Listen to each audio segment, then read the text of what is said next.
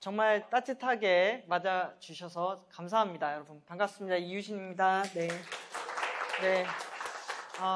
오늘 학생분들이 많이 오셨어요. 그리고 사전에 이 행사에 관심 갖게 된 계기가 기후위기에 대한 일반적인 좀 내용들도 알려줬으면 좋겠다라고 해서 제가 한 15분 정도는 최근에 기후위기 관련해서 어떤 논의가 한국에서 진행되고 있는지 이 얘기를 먼저 드리고 그 다음 이제 800명의 울산 시민들이 기후와 관련해서 어떤 생각을 하는지를 여러분께 말씀드리려고 합니다.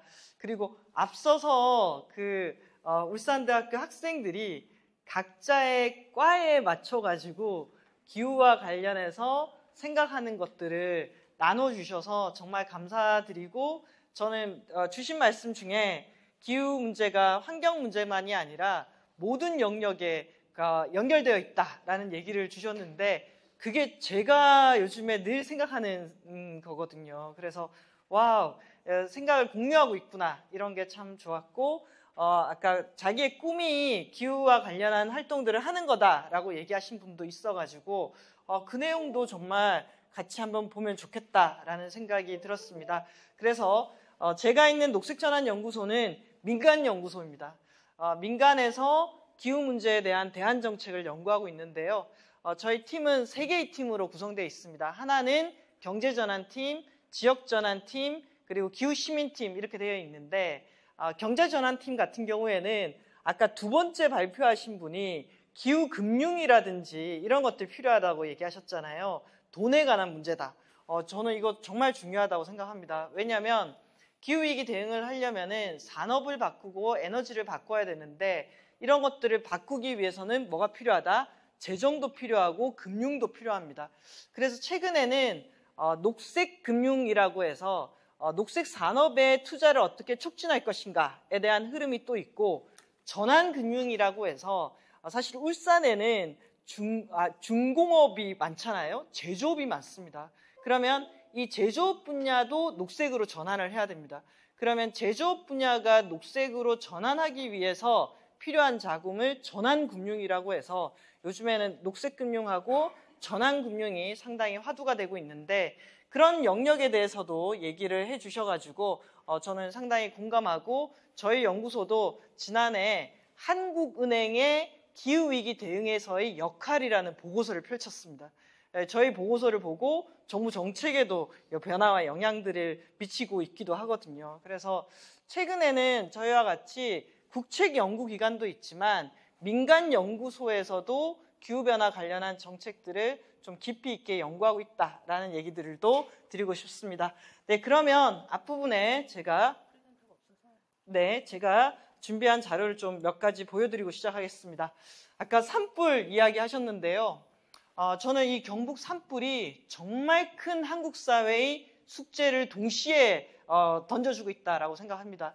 보면 기후위기 때문에 산불의 강도가 점점 커지는 것도 사실이고요.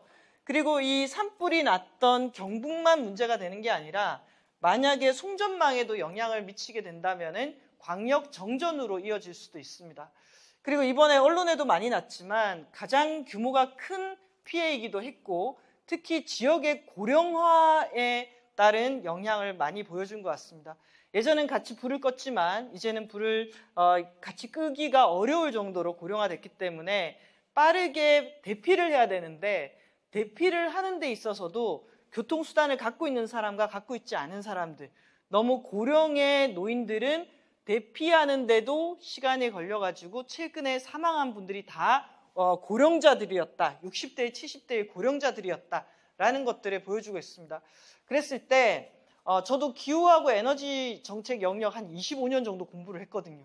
그런데 요즘에 제가 공부하는 것은 기후라는 영역만이 아니라 우리나라의 지역의 상황들 또는 인구 구조에 대해서 많이 관심을 가지고 있습니다. 요런 사례들을 보면 지구 평균 기온이 정말 미지의 영역으로 넘어가고 있다고 할 정도로 빠르게 상승하고 있고 지난해까지의 UNEP가 펼쳐낸 배출 격차 보고서입니다. 보면은 코로나 때 2020년에 살짝 줄어들었던 게 지속해서 늘어나고 있죠. 지금 이 속도대로 정책이 계속 간다면은 2100년경에는 지구 평균 기온이 3.1도씨가 오르게 됩니다. 제 조카가 이제 12월 25일에 또 태어나게 될 예정인데요. 걔가 2025년생이잖아요. 근데 요즘 100세 시대라고 치면은 그 친구는 2100년을 경험하게 되겠죠. 그래서 생각해보니, 와, 조카가 태어났는데? 아니면 지금 막 어린아이들, 아기들도 2100년을 산다고 했을 때, 우리의 마지노선이 1.5도씨인데, 3도씨에 오른 지구에서, 아이들이 살아갈 걸 생각하면은, 이게 이래서 안 되겠다라는 생각이 저는 기본적으로 들고요. 그랬을 때, 우리가 넘지 말아야 될 선 1.5도씨라는 이 선을 가지고 있는데 적어도 이 1.5도씨를 넘지 않기 위해서는 탄소 중립을 해야 되는데 탄소 중립은 이산화탄소 배출을 순배출 제로로 만드는 겁니다. 이산화탄소 배출 순배출 제로라는 것은 이산화탄소를 대기 중에 배출하지 않거나 극단적으로 줄이고 조금이라도 배출하면은 그것을 상쇄시켜서 플러스 마이너스 제로로 만드는 거라고 할 수가 있습니다. 그래서 이 그래프 보시죠. 보면은 제로에 수렴하고 있지 않습니까? 제가 오늘 여러분께 말씀드린 것은 탄소 중립 너무 어려운 일이다. 정말 어려운 일이다. 그래서 개인적인 실천을 넘어서 국가와 경제 모든 시스템의 변화가 있어야지 탄소 중립을 달성할 수 있다. 예를 들면은 이산화탄소가 주로 화석 에너지의 연소에서 나오지 않습니까? 그러면은 현재 인류가 사용하는 에너지의 1차 에너지의 77%가 화석 에너지입니다. 근데 최근에 제가 최신 데이터를 봤더니 80%가 넘었더라고요. 이 얘기는 화석 에너지에 기반한 시스템을 2050년 이전에 우리가 급격하게 벗어나야지 이 목표를 달성할 수 있다라는 겁니다. 그러면 2050년 이전에 이걸 벗어나려면 우리에게 주어진 시간은 25년밖에 안 되는 거죠. 자, 그 엄청난 탄소 중립을 하겠다라는 국가가 140개가 국가가 넘었고요. 요 사이트에 들어가 보면은 탄소 중립에 관한 데이터들이 잘 정리가 되어 있는데 매출액 기준으로 약 한 2,000개 기업 중에서 한 1,000개가 넘는 기업들도 탄소 중립을 선언했다라는 겁니다. 이 얘기는 아까 뭐 종이컵이나 플라스틱 하나 만들어질 때 CO2가 얼마 나온다라고 발표 자료 있었잖아요. 이렇게 발표한 것처럼 기업이 경제 활동을 해서 제품을 생산할 때 제품 생산 과정에서 배출되는 배출량을 제로로 하겠다라고 발표를 한 겁니다. 그럼 정말 엄청난 거 아닙니까? 그래서 엄청난 선언을 했는데 저의 질문은 그 엄청난 선언을 우리는 얼마만큼 지키고 있는가에 대한 얘기입니다. 다음 페이지를 주시면은 자 이게 국제적으로 저도 제가 한 20년 공부했다고 그랬잖아요. 2019년도에 그레타 툰베리 그리고 2020년도에 막 이 전반적인 기후위기 대응에 대한 열정들이 쫙 올라가다가 한 몇 년째 좀 식고 있습니다. 특히 올해는 트럼프의 이제 완전한 또 새로운 집권으로 영향을 받고 있는데요.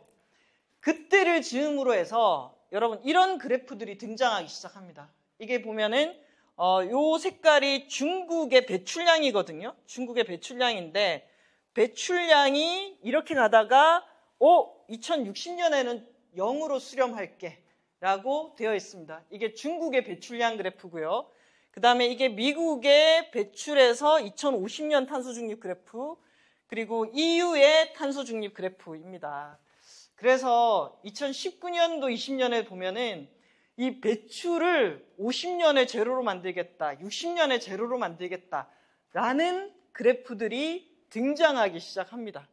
그리고 저 오른쪽에 있는 것은 독일의 탄소 중립 그래프입니다. 독일의 탄소 중립은 45년도에 제로를 향해서 가고 있고요. 그리고 이런 것들이 각각의 부문별 배출량을 보여주고 있습니다. 자, 요거는 한국의 탄소 중립 경로입니다. 왜냐하면 우리나라도 2020년도에 탄소 중립을 하겠다라고 선언을 했기 때문입니다. 자, 그래서 우리는 엄청난 선언을 이미 한 상황이다라는 것들을 인지를 하면 좋을 것 같고요. 그리고 이 정도를 하려면은 어떻게 해야겠죠? 정말 국가와 경제 시스템이 완전히 바뀔 정도의 정책의 변화가 필요하다라는 것을 전제로 하고 있습니다. 다음. 그리고 우리나라도 2020년에 탄소 중립을 선언한 이후에 탄소 중립 녹색성장 기본법이란 걸 만들게 됩니다. 그리고 그 법에 따라서 탄소 중립 녹색성장 기본 계획을 수립합니다. 저 목표를 달성하려면은 엄청난 노력을 해야 되기 때문에 국가가 5년 단위의 계획을 수립해서 진행을 하고 있고, 지난해는 17개 광역시도가 탄소중립 기본계획을 수립했습니다.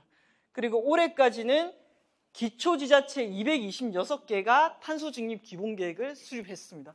그래서 저도 다른 나라 사례들을 많이 보는데 전 세계적으로 유례 없이 국가 단위, 광역 단위, 기초 단위 계획을 다 갖고 있는 나라가 한국이라고 할 수가 있습니다. 이제 문제는 그렇게 세운 계획을 실행을 옮겨야 되는 거죠. 그렇게 실행을 옮기려면 뭐가 필요하다? 예산이라든지 인력이라든지 정책적인 도구가 필요합니다.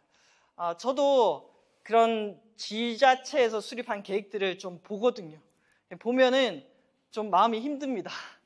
왜 힘드냐면은 계획은 수립했는데 이걸로 될까? 그리고 계획은 수립했는데 이거 실행하려고 예산은 확보했을까? 이거 하려면 사람이 이만큼 필요한데 이 일을 누가 다 하지? 이런 생각이 듭니다.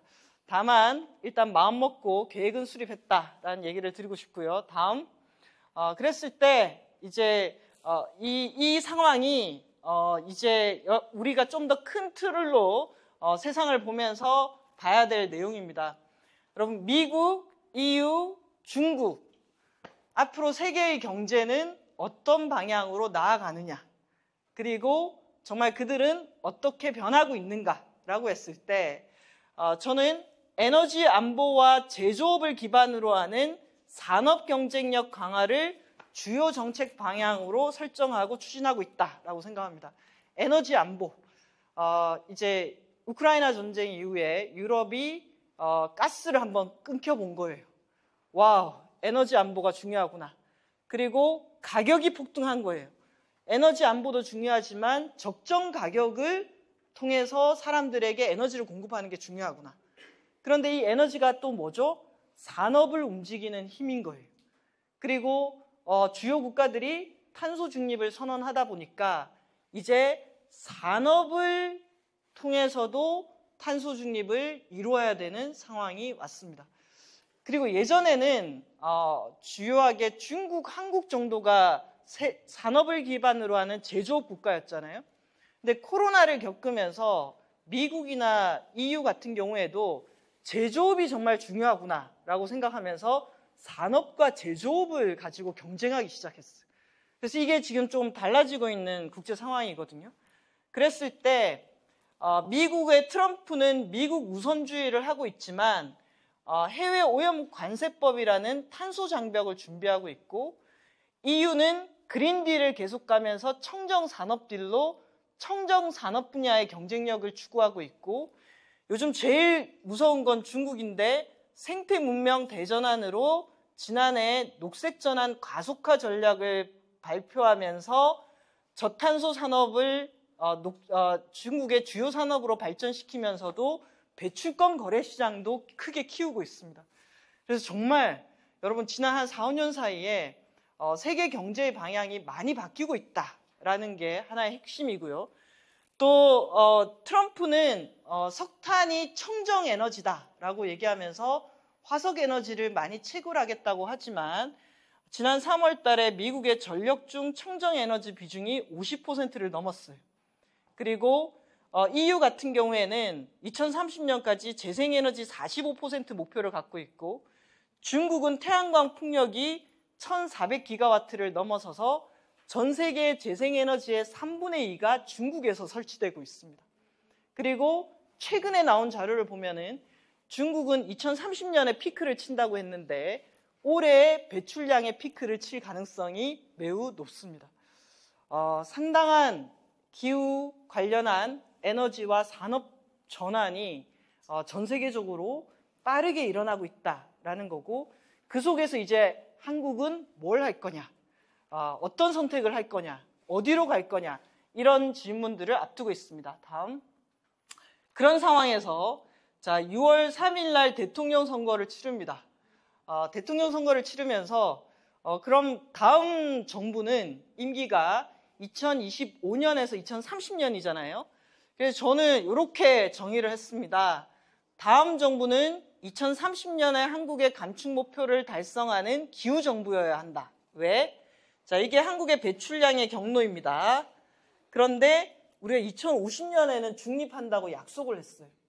그리고 국제사회도 이제 기후위기가 전 세계적인 흐름이다 보니까 국제사회도 촘촘히 목표를 설정하고 이행점검 보고서를 내게 하거든요.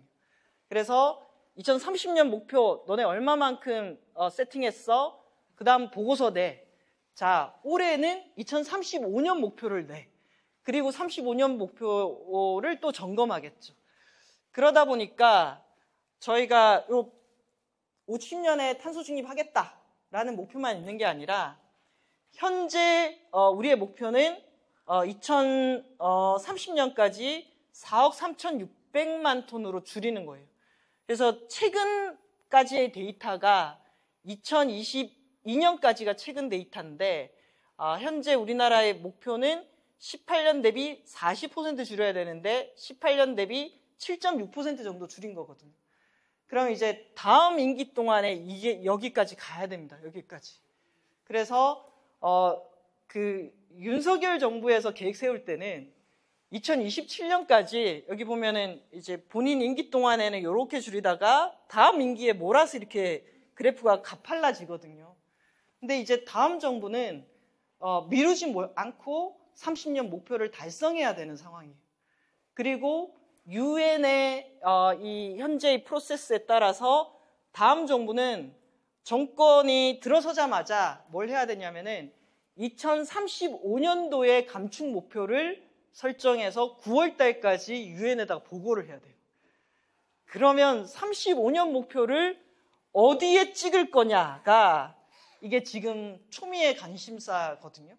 그랬을 때 여기가 이제 40%니까 이 35년을 55%로 할 거냐, 60%로 할 거냐, 이런 것들이 상당히 논의가 되겠죠. 그러면 6월 달에 정부가 들어서서 7, 8, 9, 3개월 안에 35년 목표를 정해야 되는 것이 다음 정부의 첫 번째 숙제다. 그 다음 두 번째 숙제는 뭐냐면은 지난해 여러분 기후소송 기억나세요? 이 어린이들, 청소년들이 한국 정부가 기후위기 대응에 너무나 안일하게 대처하고 있어서 자신들의 행복이라든지 안전 이런 것들을 침해당하고 있다라고 소송을 냈어요. 그랬을 때 헌법재판소가 헌법 불합치 판결을 냅니다.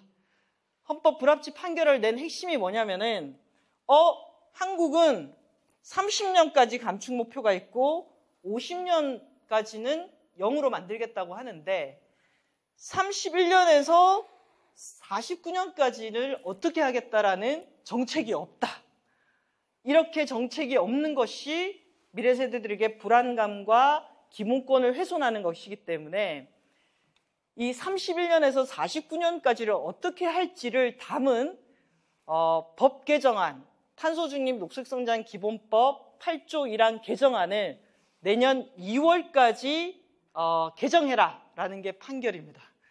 그래서 다음 정부가 들어서자마자 35년 NDC와 그리고 요 경로를 어떻게 할지를 정하는 일을 해야 되는 숙제가 있다. 이건 상당히 중요한 일입니다. 그래서 저는 요 31년에서 49년의 경로를 정하는 것에 헌법재판소 판결문에 보면은 전제가 뭐냐면은 이런 표현이 있습니다. 자, 미래 세대의 과중한 부담을 전가하지 않는 감축 목표여야 한다. 이게 엄청 중요한 내용이죠. 미래 세대의 이 부담을 전가하지 않는 감축 목표. 그럼 그 미래 세대의 과중한 부담을 전가하지 않는 감축 목표를 하면 어떻게 설정할 거냐? 그러면 그런 설정을 한다 그러면은 그런 설정을 하는 논의에 누가 참여해야 된다? 미래 세대들이 주요하게 참여할 수 있어야 된다. 그래서 제가 있는 녹색전환연구소가 최근에 하고 있는 일은 이 논의에 청년들이 참여하도록 하는 판을 여는 작업들을 하고 있습니다. 그래서 만약에 이런 논의하는 장을 지역별로 돌아가면서 하게 된다라고 한다면은 저는 오늘 많이 얘기하셨잖아요. 내가 느끼는 기후위기, 내가 해결하고 싶은 기후위기. 그래서 그런 장이 지역별로 돌아가면서 열릴 때 오늘 얘기하셨던 우리 울산대학교 학생들이 많이 참여하셔서 직접 얘기를 해주시면 좋겠다라는 생각을 드립니다. 다음은 제가 하는 일이 맨날 이런 표를 그리는 겁니다. 이 표는 저는 이제 머릿속에 어떻게 하면 한국이 빠르게 탄소 중립이든 기후위기 대응을 할 수 있을까? 어떻게 하면 내가 알고 있는 정보를 가지고 사람들에게 이런 것들을 쉽게 전달할 수 있을까를 생각 많이 하는데요.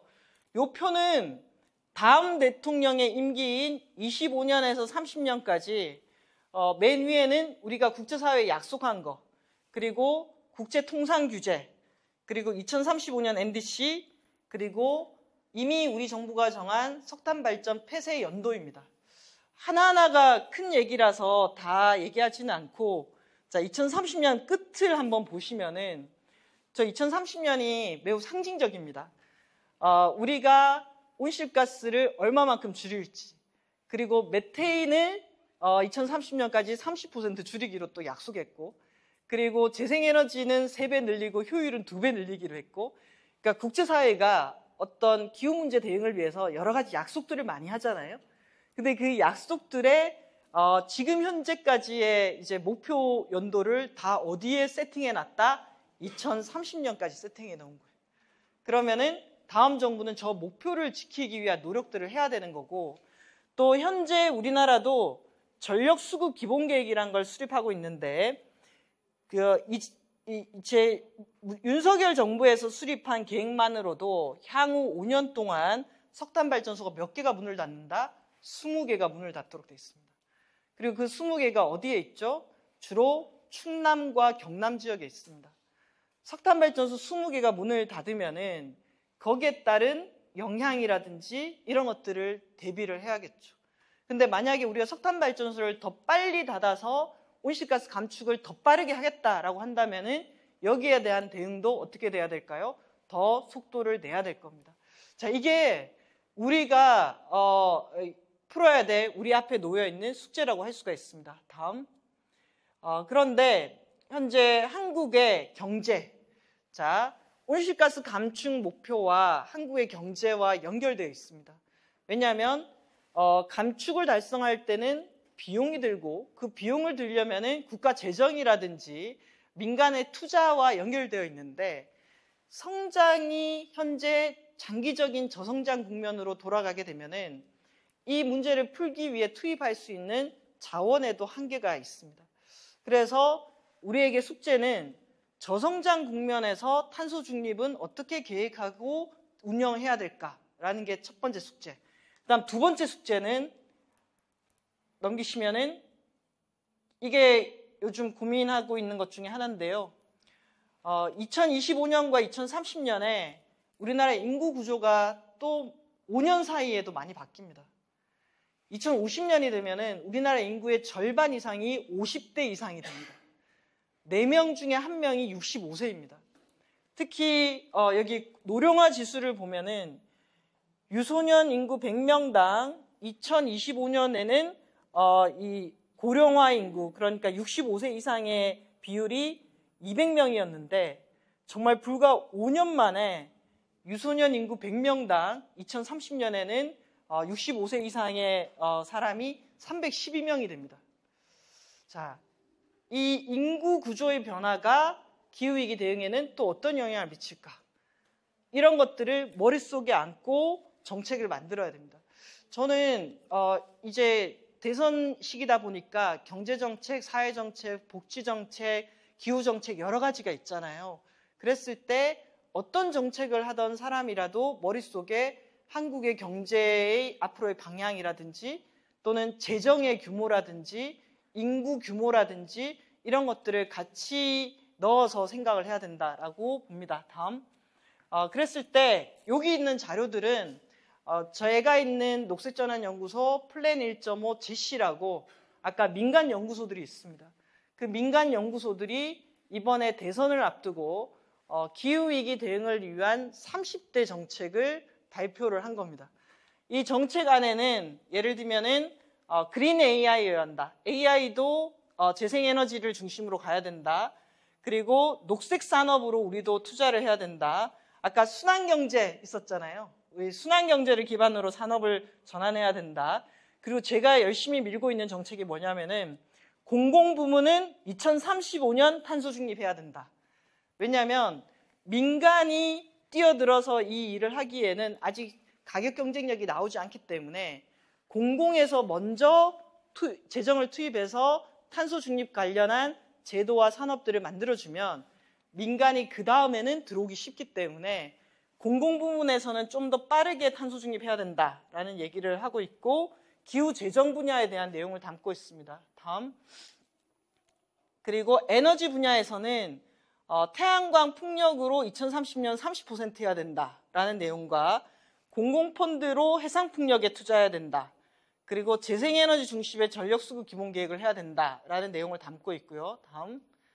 그리고 기후가 생활이다라고 얘기했을 때 탄소 중립 도시계획이라든지 난방 분야의 탈탄소화라든지 녹색 교통을 이용하는 사람에게 인센티브를 준다라든지 이런 정책들을 담고 있고 다음 보시면은 저희가 이런 것들이 뭐랑 연결돼야 된다? 결국은 지역의 복지 정책하고도 연결돼야 된다라고 얘기하고 있고 오늘 또 얘기해 주시잖아요. 주택에너지복지법. 저희도 이 주택과 에너지 복지를 연결하는 법안을 만드는 일을 지금 준비하고 있습니다. 그리고 기후유급 휴가제도라든지 기후소득보험, 극한 기후 시에는 일을 하지 않도록 하는 것도 대안이다라는 것도 이런 것들도 촘촘하게 저희가 좀 담았고요. 다음. 그리고 결국은 지역에서 에너지를 전환하고 주택 효율을 높이고 자원 순환을 하고 재난에 대응하는 것이 지역의 일자리가 되도록 해야 된다라는 내용으로 30가지 정책을 만들어서 저희가 제안을 했습니다. 이런 내용들로 나름의 이제 기후위기에 대한 문제는 많이들 인식을 하니까 어떻게 풀어갈 것인가, 우리 지역에 뭐가 필요한가 이런 내용들이 많이 얘기가 되면 좋을 것 같고요. 오늘 저희가 이런 미팅을 갖게 된 것도 대선이 끝나면은 1년 뒤에 지방선거입니다. 그러면은 지자체는 우리에게 훨씬 더 가까이 있습니다. 지자체장이 기후에 대해서 어떤 인식을 갖고 있는가. 예를 들면 거기에 플러스해서 울산광역시의원이라든지 여러분이 살고 계시는 기초지자체의 의원들이 기후 문제에 대해서 어떻게 생각을 갖고 있는가가 여러분이 낸 세금을 어디에 쓰이게 하는지에 영향을 미치게 됩니다. 그래서 그런 얘기까지를 같이 해보면 좋을 것 같다라는 생각이 들고요. 이제 본격적으로 저희가 이런 내용들을 토대로 다음 페이지를 보시면은 이제 요즘 제가 좀 밀고 있는 건데요. 이 정도를 하려면은 이제 기후 정책이 모든 정책, 그러니까 에너지, 산업, 교통, 농업, 재정 모든 정책의 주류화가 돼야 되기 때문에 대통령 비서실에 기후수석을 신설해야 되고 통합과 조정이 가능하도록 하기 위해서는 기후경제부나 기후에너지부가 필요하다. 그리고 지자체, 아까 제가 광역이든 기초든 계획은 다 있다라고 얘기했잖아요. 문제는 그것을 실행하기 위해서는 기후에너지구, 탄소중립지원센터, 시민의 참여와 학습을 위한 장 이런 것들이 촘촘하게 되어 있어야지 작동한다. 그래서 이런 내용으로 요즘 정책 발표라든지 이야기들을 하고 있습니다. 다음. 그래서 이런 내용을 뒷받침하면서도 우리가 이 뭔가 기후 정책이나 에너지 정책이 우리가 답답해하는 만큼 실현되고 구현되게 되려면은 저는 아주 중요한 게 시민들이 얼마나 간절히 이런 정책들을 지지하고 원하는가에 달려있다라고 생각합니다. 제가 이 일에 관심을 갖게 된 이유는 2019년부터 저는 기후정책의 대안으로 그린 뉴딜이라고 국가가 주도해서 경제나 산업이나 또는 지역의 전환을 하는 정책이 필요하다고 생각하고 그린 뉴딜 정책을 만드는데 아주 좀 집중을 했었습니다. 그리고 실제로 2020년에 정부가 그린 뉴딜 정책을 발표를 했고요. 그리고 저도 그 발표하는 현장에서 노력해서 뭔가 한국 사회도 녹색 전환을 위한 규모 있는 정책을 이렇게 채택하는구나 라는 생각을 했었는데요. 문제는 그 정책이 정부가 바뀌면서 단 1년 만에 다 사라지더라고요. 그 다음 이제 생각한 게 그래, 그린 뉴딜 정책을 폭넓게 지지하고 거기에 이해관계를 갖고 있는 사람들이 많아지면은 쉽게 없애지 못했을 텐데, 그러면은 시민들이 기후 문제에 대해서 얼마만큼 진지하게 생각하고 이것을 지지하는지를 확인하고 그것을 데이터로 쌓아가보자 라는 생각을 하기 시작했고, 그래서 저희가 지난해부터 한두 명이 아니라 전국을 단위로 17,000명, 이번에는 18,000명을 대상으로 전국의 시민들이 기후위기에 대해서 어떻게 생각하는지를 조사하기 시작했고, 또 그 조사를 하면서 저희는 지역이 중요하다고 생각하기 때문에 전국 조사와 지역 단위의 1,000명, 800명 정도, 그래서 우리 지역의 시민들이 어떤 생각을 갖고 있는지 이런 것들을 조사해보자라고 생각했고, 이번에는 대선을 앞두고 이 조사를 하게 됐습니다. 다음. 조사의 개요를 보시게 되면은 저희가 원래는 올해가 지방선거가 있어가지고 지방선거 조사를 준비를 하고 있다가 갑자기 지방선거가 아니라 대선을 준비하면서 지난 한 3개월 동안 대선을 주제로 한 조사를 하면서, 이제 대선을 주제로 한 조사는 이게 선거조사가 아니라기 때문에 어떤 후보를 지지하는 이런 게 아니라 전국 단위, 그러니까 원래는 훨씬 더 지역 단위 조사를 하려고 했는데 이번에는 전국과 지역을 같이 조사하게 됐다라고 보시면 될 것 같습니다. 다음. 그랬을 때 지난해에는 저희가 뭘 뽑아내는 조사였냐면은 기후 유권자를 뽑아내는 조사였는데요. 올해는 기후 민주주의를 컨셉으로 해서 조사를 하게 됐습니다. 보통 이렇게 설문조사를 할 때 여러분도 많이 해보셨잖아요. 기후위기에 대해서 심각하게 생각하십니까? 네. 어떤 부분을 심각하게 생각하십니까? 네. 이렇게 하는데 저희는 어떤 조사 항목들을 조합했을 때 이 조사 결과를 여러 가지로 같이 돌려보고 융합을 해보면은 우리가 원하는 질문에 대한 답을 얻을 수 있도록 조사 설계를 할 수가 있습니다. 그래서 지난해는 총선을 앞두고 기후 유권자 조사를 한 거고요. 기후 유권자는 이렇게 조사를 했습니다. 기후 위기에 대해서 정보와 지식의 정도를 묻고, 그리고 기후 위기가 내 생활에 미치는 영향에 대한 민감도를 묻고, 그리고 우리 지역에 평소에 내가 지지하지는 않았지만 기후 공약이 좋아. 그러면은 그런 기후 공약이 좋은 후보에 대해서 투표할 의향이 있는지를 묻고, 그래서 이 세 개의 질문을 조합하게 되면은 기후 문제에 대해서 인식을 갖고 민감하게 반응하면서 기후 공약이 우수한 후보에 투표하고자 하는 사람들의 퍼센테이지를 찾아낼 수가 있거든요. 그래서 저희가 찾아낸 게 지난해 기후 유권자가 우리나라 유권자의 33.5%였다라는 거였습니다. 그러면 우리나라 국민 중에 33.5%는 기후 공약에 반응을 하니 기후 공약을 내면은 당신이 표를 얻을 수 있다. 그러니 기후 공약을 적극적으로 만들어서 내시라라는 의미로 저희가 조사를 했던 거고, 올해 또 조사를 딱 하려고 했더니 올해는 지난해하고 뭔가 상황이 다른 거예요. 이 계엄 이후에 한국의 민주주의에 대한 논의가 계속해서 얘기가 되고 있고, 저희는 기후 문제를 해결하려면은 독재나 계엄이 아니라 민주적인 사회에서 기후 문제를 해결할 수 있다. 그러면 한국 사회에서 민주주의를 지지하고 민주주의 가치를 수호하고자 하는 사람들이 몇 명 정도가 되고, 한국 사회에서 기후 문제를 심각하게 생각하고 기후 문제를 해결하기를 원하는 사람들이 몇 %가 되는지 그 두 개의 질문을 조합해서 기후 위기와 민주주의에 대한 가치를 둘 다 중요하게 생각하는 사람들이 한국에 얼마 정도가 되는지를 파악하고 그 기후 민주주의자들이 원하는 정책의 방향이라든지 이런 것들을 통해서 우리가 하려고 하는 정책은 거기에 부합하는지 이런 것들을 찾아보려고 했었어요. 그래서 저희가 이번에 구조한 것은 지난해는 유권자에 대한 질문이었다면 이번에는 기후위기와 민주주의 가치를 둘 다 중요하게 생각하는 기후 민주주의자에 대한 질문들을 하게 됐습니다. 다음. 그래서 이제 이렇게 넘겨주시고 이건 이제 전국조사는 전국에 4,482명을 대상으로 저희가 조사를 했고요.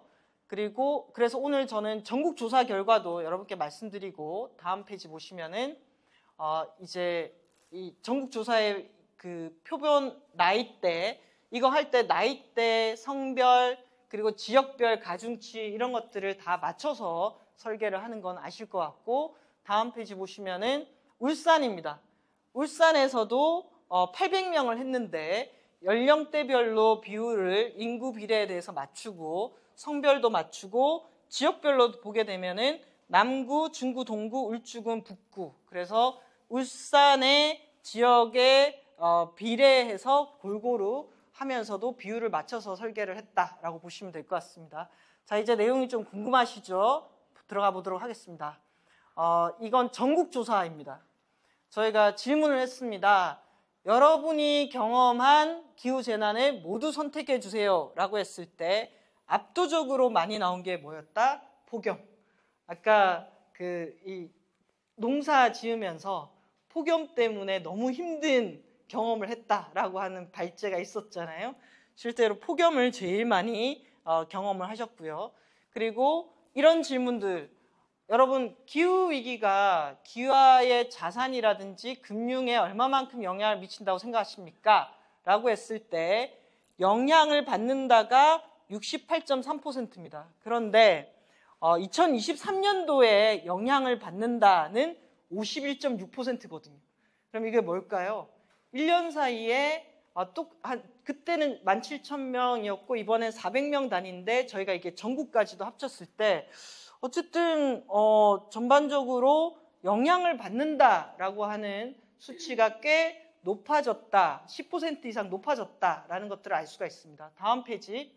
그리고 이런 재난에 대한 경험 때문인지는 모르겠지만 향후 출범한 정부는 기후위기 대응을 최우선 과제로 삼아야 된다에 62.3%가 그렇다를 얘기하셨고 그리고 향후 출범할 정부는 기후위기 대응 부서를 부총리급으로 두어서 대응에 나서야 된다가 57% 정도로 응답을 하셨습니다. 다음. 그리고 사실 여러분 금요일 날 혹시 TV 보셨나요? 대선 후보의 3번의 TV 토론회가 있고 처음에 이제 경제, 사회, 정치 분야가 있는데 금요일 날에 사회 분야의 3개 주제 중에 하나가 기후위기였죠. 예. 물론 토론을 지켜보고 밤잠을 못 주무신 분도 있고 저도 한 이틀 동안 알았습니다. 네. 우리가 기후위기를 다루는 내용이 이런 내용들이구나. 우리가 숙제가 많구나 라는 생각이 들었는데요. 어쨌든 TV 토론회도 열렸습니다. 다음. 요즘에 그 공약 중에서 이재명 후보 공약을 보면은 우리가 기후위기 대응에 있어서는 아까 그래프 내려가는 거 보셨죠? 그 정도 30년까지 40% 감축, 35년에도 목표를 설정을 해야 되는데 그 목표를 달성하려면은 가장 빠르게 사실상 온실가스를 줄일 수 있는 수단은 석탄발전소의 폐쇄에 있습니다. 그랬을 때 이재명 후보는 40년까지 석탄발전소 폐쇄, 그리고 권영국 후보는 35년까지 폐쇄를 갖고 있는데 우리 시민들에게 석탄발전소 폐쇄 시점 언제가 적정합니까? 라고 물었을 때 30년에서 40년에 대해서 41% 가까이가 폐쇄 시점으로 얘기를 해주셨다라는 것들을 보시면 좋을 것 같고요. 다음 페이지 보시면은 그리고 감축 목표, 이번 토론회에서는 감축 목표라는 얘기는 거의 나오지 않았습니다. 그런데 질문 중에 이게 있습니다. 2024년 전력 생산에서 한국의 전 세계의 OECD 평균은 35.8%, 한국은 10.5%인데 정부는 2030년까지 21.6% 목표를 갖고 있다. 이 목표를 어떻게 했으면 좋겠냐라고 했을 때 2명 중에 1명이 목표를 높여야 한다라고 답을 하셨습니다. 그래서 재생에너지에 대해서 정말 적어도 국제 기준만큼은 따라가야 된다라고 하는 재생에너지에 대한 지지도가 좀 높게 나타난다라는 것들을 알 수가 있었습니다. 다음, 그리고 탄소세에 대해서도 저희가 묻고 있습니다. 탄소세는 화석 에너지를 사용하게 되면은 그게 기후 위기에 영향을 미치는 만큼 화석 에너지에 대해 사용에 대해서 세금을 붙여가지고 거두고 그 탄소세를 예를 들면 기후 위기 대응에 쓰는 재정을 확보한 것을 가지고 기후 위기에 대응에 쓰는 방식입니다. 이게 지난번 대선에서는 대선이라든지 그 다음에 22대 더불어민주당 공약에서는 탄소세가 있었습니다. 근데 이번에는 사라졌는데 권영국 후보 같은 경우에는 탄소세를 도입하겠다라는 내용이 있습니다. 사실 화석에너지 사용에 대해서 세금을 부과해서 탄소세를 부과하겠다라고 하면은 이게 어떤 거죠? 사람들에게는 비용이 올라가는 문제입니다. 그런데 지난해도 그렇고 올해도 그렇고 어느 정도 찬성한다와 매우 찬성한다가 71% 정도를 차지하고 있다라는 것도 좀 유념히 봐야 될 부분이고, 다만 여기서 저희가 좀 더 깊이 들어간다면은 탄소세를 어느 정도 부과하는 것에 대해서 감당하시겠습니까? 라든지 이런 조사가 조금 더 들어가는 게 저는 필요할 것 같다라는 생각이 듭니다. 다음, 그리고 원전에 관한 내용인데요. 정부가 원자력 발전소를 신규 건설하는 것에 대해서 얼마만큼 찬성하십니까? 라고 했을 때 찬성과 반대가 있다라고 한다면은 신규 건설에 대한 찬성 비중이 57.5%입니다. 예, 우리나라 시민들이 원전에 대한 신규에 대한 찬성도가 57대 32, 찬성이 더 많죠. 그리고 다만 이 질문, 노후 원전의 수명 연장에 대해서 어떻게 생각하십니까? 에 대한 답에는 찬성이 48.2, 반대가 41.8입니다. 그럼 이걸 보게 되면은 노후 원전 수명 연장에 대해서는 조금 더 꺼리는 마음이 있고, 신규를 지으는 것에 대해서는 보다 좀 더 찬성도가 높다라는 것들을 알 수가 있습니다. 자, 요거는 이제 기억을 좀 하시면 좋을 것 같고, 다음 보시면은 최근에 AI 열풍이 불고 있죠. 그래서 모든 후보가 AI 산업을 확장하겠다라고 얘기를 하고 있습니다. 그런데 또 AI에는 엄청난 에너지가 수반합니다. 그래서 저희 여기 보면은 이재명 후보도 AI의 100조, 김문수 후보도 AI의 100조 이렇게 얘기를 하고 있는데, 저희 질문이 AI가 막대한 전력을 소비하고 있다는 사실을 들어보거나 알고 계십니까? 라고 했을 때 10명 중에 6명 정도는 그건 몰랐다라는 얘기를 하시고, 그런데 전력을 많이 소비하기 때문에 기후에 부담을 주지 않도록 규제한다라고 한다면은 거기에 어떻게 생각하십니까? 라고 했을 때는 10명 중에 7명 가까이가 그건 규제할 필요가 있다라고 얘기하십니다. 다음 페이지를 보면은 어떤 방식이 적합하다고 생각하십니까?에 대해서 두 가지가 가장 크게 나왔는데요. 보면은 데이터 센터가 재생에너지 사용을 늘리면은 세제 혜택을 준다. 36%. 그리고 재생에너지 사용을 하도록 의무화한다. 33.6%. 자, 이거는 두 가지가 다 갔으면 좋겠다. 둘 다 찬성한다는 거예요. 한편에는 인센티브와 한편에는 규제 정책, 둘 다에 대해서 좀 비슷한 선호들을 보여주신 것 같습니다. 여기 기업이 알아서 조정한다에 대해서는 그닥 지지도가 높지는 않습니다. 다음. 그리고 이번 공약이나 이런 것들에 좀 빠져 있는 게 저희가 질문 중에 이걸 하나 물었어요. 기후재난으로부터 안전한 주거 환경을 만들기 위해서 누가 가장 큰 역할을 해야 된다고 생각하십니까? 라고 했을 때 10명 중에 6명이 정부와 지자체가 해야 된다. 뭔가 기후위기 시대에 안전한 주거조건, 주택정책 이런 것들에 대해서 정부와 지자체의 역할들을 바라고 있다라는 것들을 알 수가 있습니다. 그런데 여기에 대해서는 아주 강력하게 공약을 내고 있는 후보가 좀 드물지 않나라는 생각들을 하게 됩니다. 다음. 자, 여기까지가 저희가 전국 현황을 본 거고요. 이제 울산 지역의 시민들이 어떻게 생각하시는지를 보겠습니다. 어떤 데이터를 보게 되면은 이게 이렇게 높게 나와? 하면서 보시게 될 내용도 있을 텐데요. 자, 신규 원전 건설에 대한 찬반입니다. 여기 보시면은 원자력 발전소가 가동되는 중인 울주군 서생면에 4천여 명의 주민들께서 원자력 발전 유치 서명을 제출했습니다. 여기에 대해서 시민단체들은 반대 입장을 밝혔는데요. 울산시의 신규 원자력 발전 건설을 얼마나 찬성하십니까? 반대하십니까? 라고 물었을 때 반대가 찬성보다는 조금 높게 나타났습니다. 아주 비등비등한데요. 반대가 더 높다. 그러면 아까 전국조사 했을 때는 기억나시죠? 신규 원전에 대한 찬성 비중이 반대보다 훨씬 높았잖아요. 이렇게 비등비등하지는 않았거든요. 아무래도 지역에 설치되고 있는 거, 그리고 나름의 이 울산 안에서 원전에 대한 논의와 활동들이 이루어지고 있는 거, 이런 것들이 영향을 미치지 않았나라는 생각이 듭니다. 그런데 또 보면은 반대와 찬성이 세대를 기준으로 좀 나눠지기도 합니다.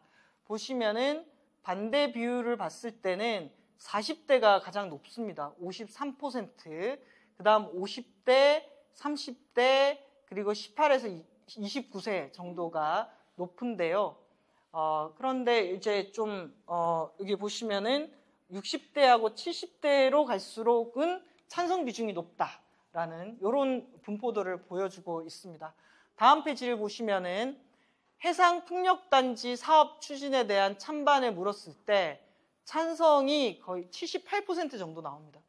이건 저희가 이 울산뿐만 아니라 전남이라든지 인천이라든지 경남이라든지 이런 데 보게 되면은 전반적으로 해상 풍력에 대한 지지도는 꽤 높다라고 볼 수가 있습니다. 그래서 보시면은 이거에 대한 찬성도 같은 경우에도 50대, 60대에서 높게 나타나고 있다라는 것들을 볼 수가 있고, 전반적으로 기본적으로는 10명 중에 7명 이상이 해상 풍력에 대해서는 우호적으로 찬성 입장이다라는 것들을 확인할 수가 있습니다.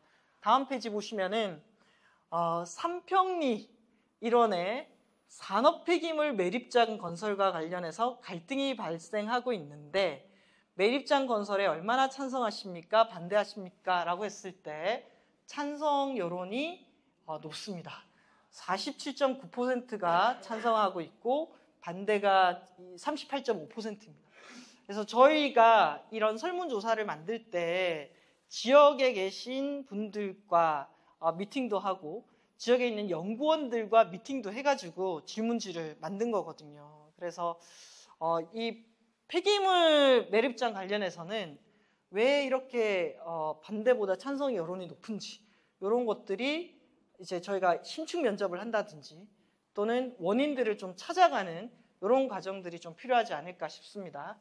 다음 페이지 보시면은 울산의 그린벨트 해제 정책에 대해서도 찬성이 55.3%, 반대가 33.2%로 나타났습니다.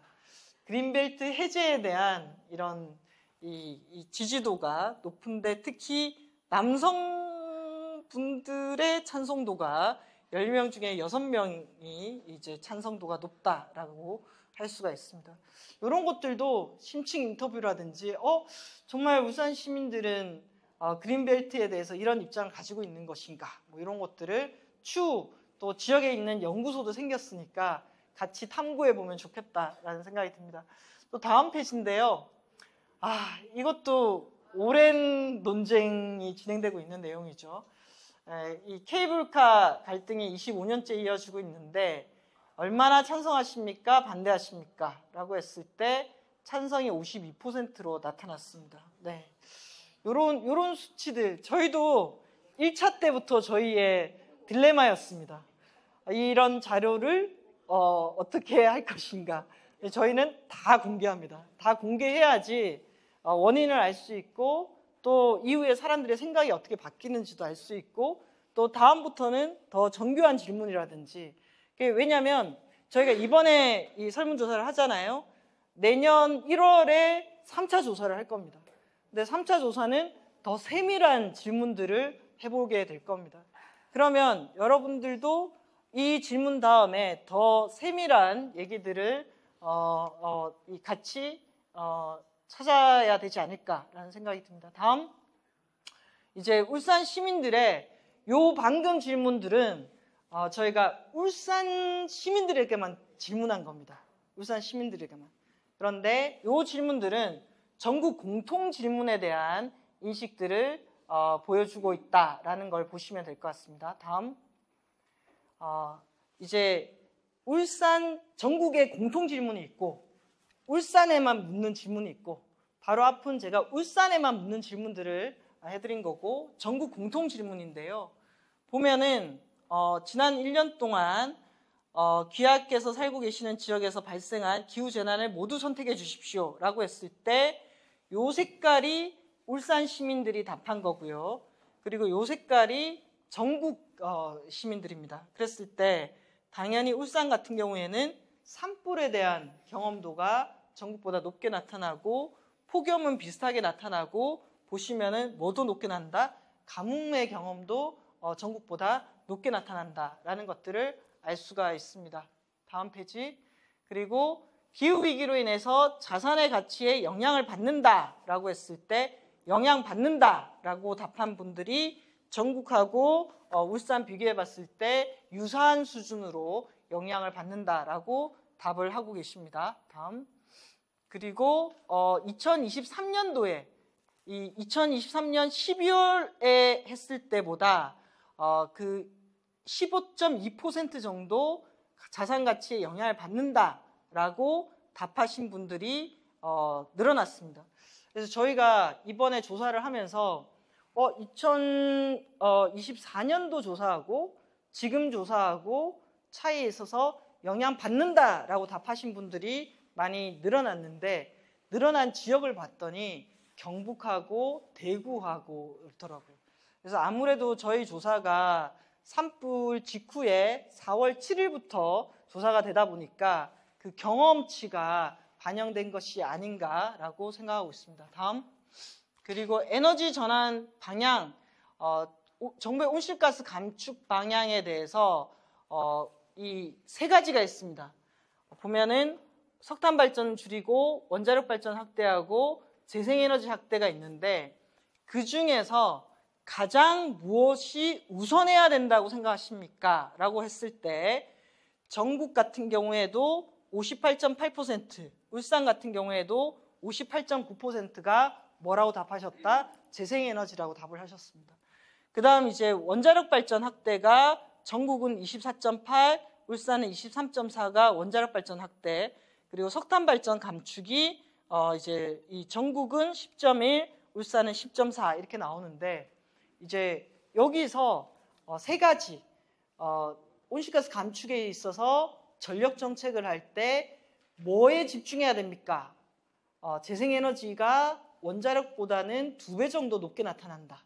그리고 사실상은 석탄 발전을 줄이는 것도 상당히 중요한 수단 중에 하나인데 석탄 발전에 대해서는 이 두 가지보다 석탄 발전 감축에 대해서는 중요도가 떨어진다라는 게 현재 우리가 확인을 한 거고 그것은 전국이나 울산이나 같은 방향이다라는 것들을 확인했습니다. 다음. 신규 원전 건설 찬성과 노후 원전 수명 연장 전국 질문입니다. 여기 보면은 전국 질문에 있어서는 신규 원전 건설에 대한 찬성이 57.5 그리고 신규 원전 건설에 대한 찬성이 울산도 56.3입니다. 이 얘기는 뭘까요? 전국적으로 설치되는 방향에 대해서는 울산 시민들도 전국만큼이나 뭐가 높다? 지지도가 높다라는 것을 보여줍니다. 그런데 아까 보셨죠? 울산의 서생면 케이스와 같이 구체적인 질문에 대해서는 반대 여론이 높다. 그리고 울산에서 좀 특이한 것 중에 하나는 노원전 수명 연장에 대해서 전국 같은 경우에는 찬성이 더 많습니다. 그런데 울산 같은 경우에는 노원전 수명 연장에 대해서는 뭐가 많다? 반대가 더 많다.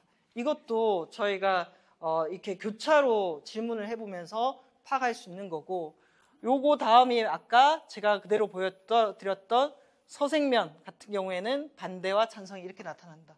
그러니까 이런 것들이 사실은 설문조사 한 문항을 보고 이건 이래 라고 판단하는 게 아니라 사람들이 답을 할 때 어느 층위와 범위를 가지고 답하는가에 따라서 이런 차이들이 드러난다.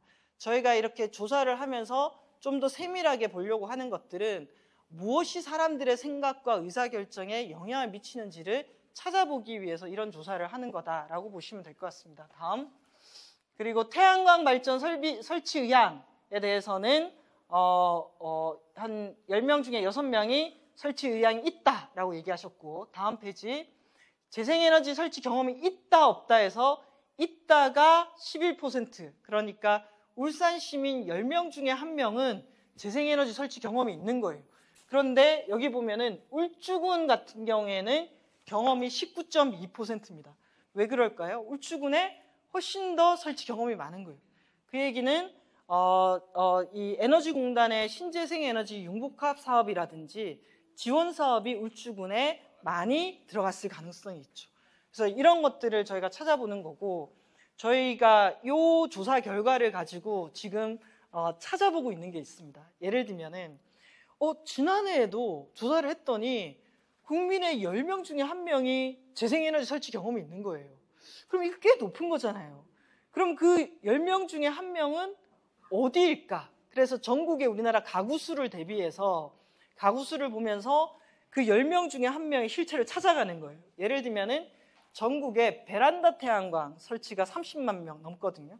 그리고 발전사업자에 등록해가지고 발전사업을 하시는 분이 17만 명 정도가 돼요. 거기 플러스해서 융복합 사업 설치자 수. 그래서 저희가 요즘 이 데이터의 결과값을 보고 역으로 국민의 10명 중에 1명이 설치 경험이 있다면은 그 10명 중에 1명은 어디에 속하는 몇 명들일까를 역으로 조사하는 작업들을 지금 시작하고 있습니다. 그랬을 때 신재생 에너지 관련해서 에너지공단 통계에 잡히는 것도 있지만 베란다 태양광 같은 경우에는 잘 안 잡히기도 하거든요. 그래서 이 작업을 해보면서 우와, 국민의 10명 중에 1명의 재생에너지 경험은 어디에 있을까? 그리고 어느 지역이 높을까? 그 지역에 살고 있는 사람들은 기후나 에너지에 대해서 어떻게 생각하고 있을까?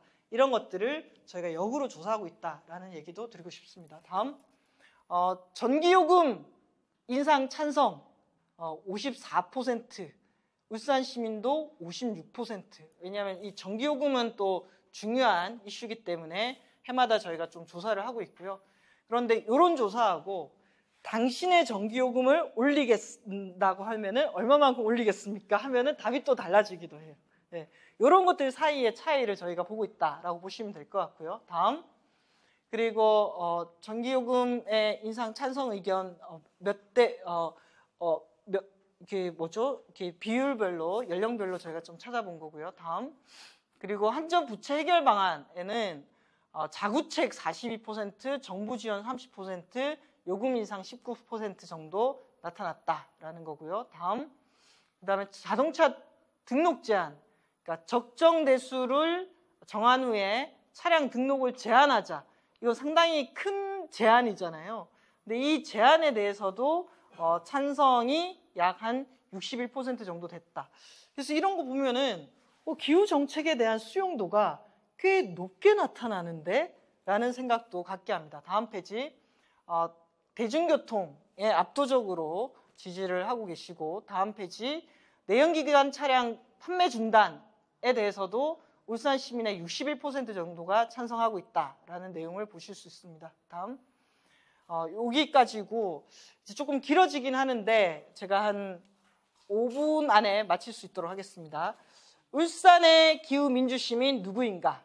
이렇게 저희가 질문을 해봤고요. 다음 페이지 보시면은 기후시민은 어떻게 정의해야 할까라고 했을 때 저희가 아까 기후시민하고 기후에도 동의하고 민주주의에도 동의하는 사람들을 조합해서 기후민주시민이라는 걸 도출해냈다고 했잖아요. 그랬을 때 여러 정의를 찾아봤을 때 하나만 말씀드리면은 기후위기를 해결하기 위해서 정치적 의사결정에 참여하고 정부와 기업의 지속가능 정책을 요구하는 활동에 적극적으로 참여하는 시민이 기후시민이다라고 정의를 하고, 다음 페이지는 그 기후시민을 물어보기 위해서 저희가 1에서 6가지 질문을 한 거예요. 그리고 1에서 6가지 질문에서 척도를 준 겁니다. 1에서 7까지를 주고 매우 동의한다. 기후위기는 인간 활동의 산물이다 라고 하면은 매우 동의한다가 7에 해당하는 거예요. 그랬을 때 4에서 7 정도를 하게 되면 1점을 주는 거예요. 그래서 모든 기후위기 대응에 있어서 1번, 2번, 3번, 4번, 5번, 6번 다 4점, 4척도 이상인 사람들을 기후시민이라고 계산을 한 거예요. 그랬더니 응답자의 몇 명? 50.9%. 그러니까 2명 중에 1명이 우리나라 국민들은 기후시민에 속한다라고 답을 할 수가 있었던 거고요. 다음 페이지는 그랬을 때 기후시민들을 쭉 조사해 봤더니 전국 모든 연령대의 여성과 60대의 남성이 기후시민의 가장 높은 비중을 차지하고 있더라라는 것들을 확인할 수가 있었습니다. 다음 페이지. 그리고 울산에서 봤더니 이 기후시민 평균보다 높게 나타난 분이 18에서 29세 여성, 30대 여성, 40대 여성, 50대 남성, 그리고 50대 여성, 60대 남성, 60대 여성 이렇게 나타났고요. 남녀 비중으로 했을 때 70세 이상에서 여성보다 남성이 훨씬 좀 높게 나타났고, 그리고 50대 여성에 비해서 50대 남성이 기후시민 비중이 높게 나타나는 거, 이런 것들도 좀 보고 있고, 그래서 저희가 70대 이상에서 왜 이렇게 차이가 나지? 라고 했을 때 저희도 막 데이터가 너무 튀니까 돌려보고 했는데 저거는 아마 응답에 대한 접근권 때문이 아닐까라는 생각도 하고 있고, 저희도 데이터를 보면서 저게 오류라든지 이런 것들을 좀 찾아가고 있는 과정입니다. 다음 페이지. 민주시민은 어떻게 정의할까라고 했을 때 민주주의자는 민주주의의 기본 원칙인 주권, 자유, 평등, 인권, 법치주의와 같은 가치를 신봉하며 이러한 가치를 실현하기 위해서 노력하는 사람, 이런 기준들을 두고 민주주의자에 대한 스펙트럼은 정말 높잖아요. 그래서 저희가 질문을 정할 때 다음 질문, 이 해외에서 어떻게 민주주의를 정하는가라고 했을 때 극단주의적인 질문에 대해서 응답하는 사람들을 배제하는 방식으로 조사 설계를 했다라고 보시면 됩니다. 그래서 다음 질문을 보면은 이런 거죠. 정부 지도자는 시민들과 협의하지 않고 혼자 결정 내리는 것이 더 낫다. 공직자는 공권력 행사를 우선해야 된다. 비민주적인 정부가 바람직할 수 있다. 한 사람이나 소수자에게 권력이 집중되는 것이 국가의 질서를 보장하는 데 더 낫다. 이거 보면은 여러분이 어떤 스펙트럼에 있는지 아시겠죠? 그래서 이것도 마찬가지로 4점 척도 이상 되는 사람들, 특히 예를 들면은 서부지방법원에 난입한 사람들도 자유로 인정해야 한다. 이런 질문들을 가지고 4점 이상으로 됐을 때 이 모든 것에 대해서 어느 정도 극단적인 것을 제외했을 때를 저희가 계산을 해봤더니 한국 사회에서 민주주의자는 61% 정도 나왔다라고 보시면 될 것 같습니다. 그래서 다음 페이지 보시면은 이게 이제 민주주의 시민 전국 비중인데요. 전국은 40대, 50대 그리고 18에서 39세의 여성들이 민주시민의 비중이 평균보다 높게 나타났다라고 보시면 될 것 같고, 울산을 한번 보겠습니다. 울산은 70대 이상, 그리고 여기 보시면 요건 나이대고, 울산 같은 경우에는 18에서 29세 여성, 30대 여성, 40대 남성, 40대 여성, 50대 남성, 50대 여성, 그게 조금 고령일수록 이제 민주시민의 기준보다 조금 낮게 나타났다라는 것들을 볼 수가 있고, 특별히 좀 낮은 이 연령대는 여기에 이제 표시를 해놨습니다. 네. 이렇게 분포가 된다라는 것들을 저희가 파악을 했고, 다음 페이지 보시면은 그래서 저희가 이 기후와 민주주의 둘 다의 이 퍼센티지에 있는 것이 전국적으로는 36%. 민주주의에 대해서 지지하지만 기후 문제에 대해서는 관심이 좀 덜한 사람들이 25.4%, 기후에 대해서는 매우 적극적이지만 민주주의에 대해서는 유보적인 입장 15%, 비기후 비민주 시민은 23.7%. 저희가 이 문장과 명명하는 거 가지고만 한 3시간을 얘기를 했습니다. 이걸 비기후 비민주로 할 거냐 이거 가지고 했는데, 대략의 우리의 구성이 이렇게 돼 있다라는 것들을 확인할 수 있었고, 다음 페이지 보시면은 울산은 기후 민주 시민이 34.5%, 나머지는 요 비중은 거의 비슷하고, 이 비기후 쪽이 한 2% 정도, 요 영역이 평균에 비해서 한 2% 정도 많은 것으로 나타났습니다. 이걸 보면서 저희는 생각하죠. 이 민주 시민들이 좀 더 이 기후 문제에 관심 갖게 하는 방법이 없을까? 그리고 이분들은 어떤 사람들일까? 이런 생각들. 그래서 요런 것들을 사회적으로 좀 토론을 하면서 우리가 민주주의와 기후를 같이 갈 수 있는 방안들, 이런 것들도 같이 고민하게 하는 기본적인 자료들입니다. 그래서 이 자료들을 가지고 저희가 좀 더 탐구하고 연구하고 보고서를 작성할 예정이고요. 다음 페이지. 그랬을 때 기후 민주 시민들이 바라는 기후 정책을 대표적으로 좀 뽑아보면요. 다음 페이지.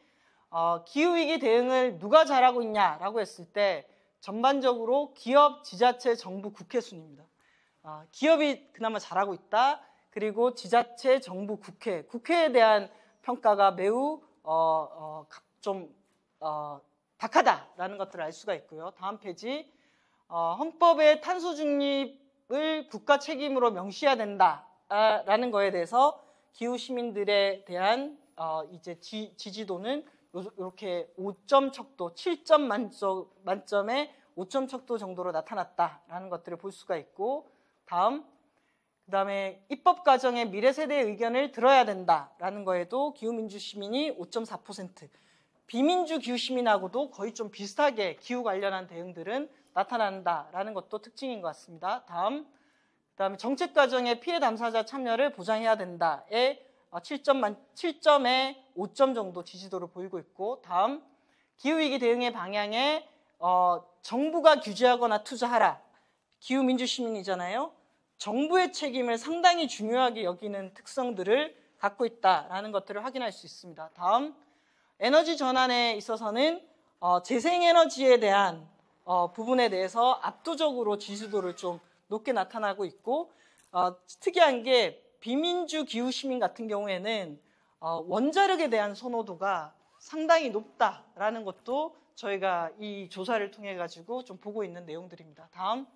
그리고 기후 민주 시민 같은 경우에는 원전 신규 건설 같은 경우에 되게 비등비등하게, 대신에 노후 원전 수명 연장에는 반대하는 입장들이 더 크다. 이런 특징들을 가지고 있습니다. 그래서 이렇게 저희가 분석을 하고 있고요. 다음 페이지. 이제 이런 자료들, 저희가 이렇게 시간과 설문조사 만드는 데만 한 3개월 걸렸거든요. 그리고 전국 단위로 만들기 때문에 전국의 17개 지역별로 설문지가 다 다릅니다. 그리고 그 조사에서 보고서가 18건이 나옵니다. 지금 각각을 돌아가면서 저희가 이런 얘기들을 하면서 우리는 어떤 생각을 갖고 있는가, 우리 지역 시민들은 이런 생각을 갖고 있다라는 형태로 이런 모임들을 가지고 있고요. 이런 것들을 해가면서 우리 시민들이 어떻게 생각하는지를 알아야지 정책도 만들고 대안도 만든다라고 생각하고 있습니다. 그래서 저희는 1월 달에 3차 조사 준비하고 있다라는 거, 3차 조사할 때도 도와주셔라 라는 얘기 드리고 싶고, 다음 페이지 보시면은 저희가 이제 공모에 들어갑니다. 전국 기후정책 자랑이라고. 이건 뭐냐면은 좋은 사례, 정말로 해법이 되는 사례들을 널리 확산하는 게 문제를 해결하는 데 크게 도움이 된다라고 생각합니다. 그래서 저희 연구원들이 지금 전국 조사를 다니고 있습니다. 전국에서 이미 하고 있는 좋은 사례들을 모아가지고 목표는 9월 달에 백서를 만들 예정입니다. 근데 이 백서를 만들 때 시민들께서도 우리 지역의 좋은 기후 정책을 제안을 해주시면은 거기에 대해서 이제 상도 드리고 필요하면은 저희가 현장에 가서 취재도 같이 해보려고 합니다.